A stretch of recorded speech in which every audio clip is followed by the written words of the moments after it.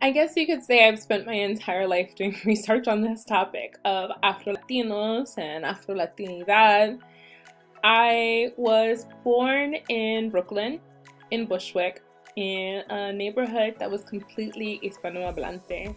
They would send the letters home in Spanish and put the English on the back. And I just remember being part of this micro society that was completely Hispanic. And as a result, I developed an immense appreciation, respect, and adoration for the culture. I also became very observant of the music, of the food, and of the people. So I played this double role of being an outsider and an insider at the same time because my family was from South America, but from an English-speaking country. But oftentimes the teachers would think that I was Dominican, or other people would just think I was Dominican, like the other kids. So I had this interesting role of being able to observe and also being able to take part in this society.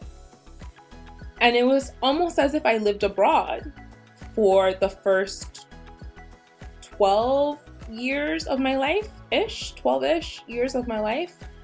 And I think that's how come my Spanish grew so rapidly, so strongly. That's why my cultural knowledge was so strong.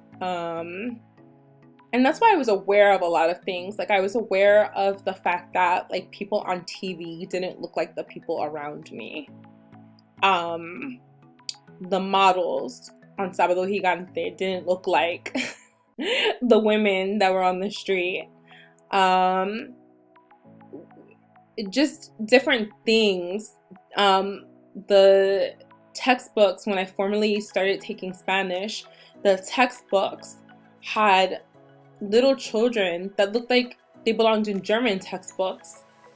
And I remember looking around in one class that just was filled with black and brown faces and skin.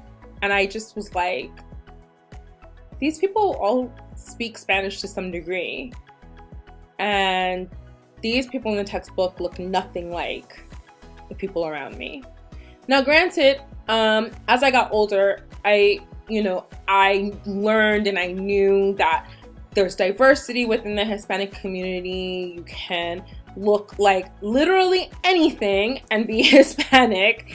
But I always felt like there was a lack of representation for black and brown people, for like people who were darker. And I just was very aware of that from a young age. And so I feel like I've been working on this project since I was 5. Since I started school.